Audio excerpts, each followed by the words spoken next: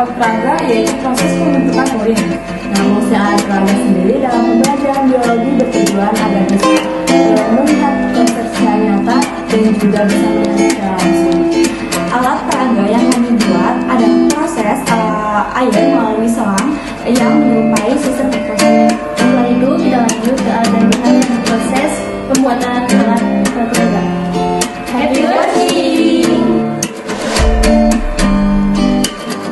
Styrofoam, kertas manila, double tip, cat poster, selang sepanjang 2 meter, alat tulis, cutter, isolatif, gunting, botol aqua, kuas, dan terakhir pewarna makanan.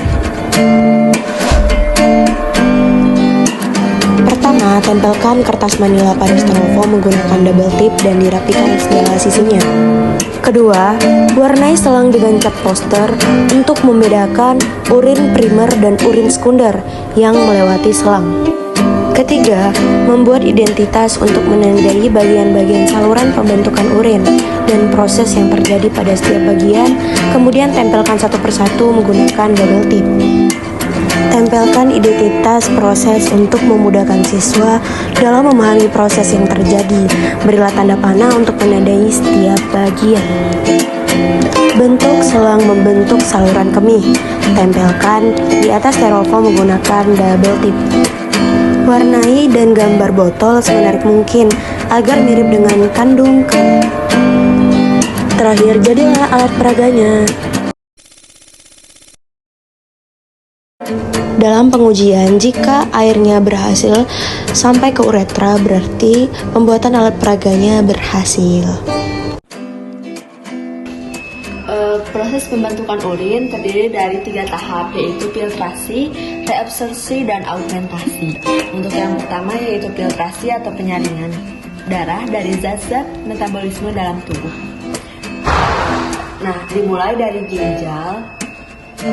Darah yang mengandung zat sisa metabolisme akan disaring karena dapat menjadi racun untuk tubuh. Nah, tahapan ini terjadi di badan Malpighi. Badan Malpighi terdiri dari glomerulus ya, dan kapsul Bowman. Glomerulus bertugas untuk menyaring air, garam, glukosa, asam amino, urea, dan limbah lainnya agar dapat melewati kapsul Bowman.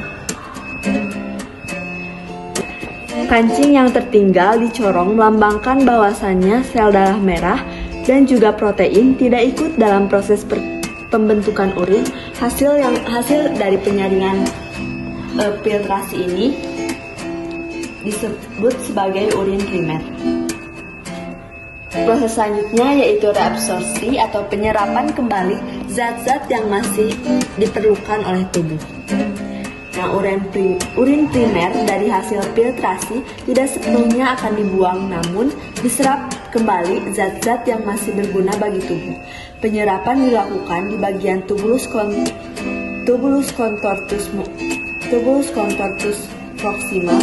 Zatnya yang masih berguna seperti glukosa, asam amino, dan air diserap kembali oleh pembuluh di sekelilingnya. Hasil dari proses ini berupa urin sekunder yang mengandung sisa limbah nitrogen, urea, dan air. Kemudian urin sekunder akan masuk ke lukung Henle. Di dalam lukung Henle ini, urin sekunder akan mengalami osmosis air sehingga kadar air berkurang dan urin menjadi lebih pekat. Nah, urin sekunder ini di bagian selang diberi dengan warna kuning. Untuk prosesnya selanjutnya yaitu augmentasi atau pengendapan zat-zat yang tidak diperlukan oleh tubuh. Proses augmentasi ini merupakan tahap terakhir dalam proses pembentukan urin. Nah, beberapa zat mengalir langsung dari darah di sekitar tubulus contortus distal ke tubulus pengumpul atau tubulus collectupus. Nah, urin yang dibuat oleh proses ini kemudian mengalir ke bagian tengah ginjal yang disebut dengan pelvis ginjal, di mana urin akan mengalir ke ureter, kemudian akan tersimpan di kantung kemih. Selanjutnya urin mengalir ke uretra dan kemudian akan dikeluarkan pada saat buang air kecil.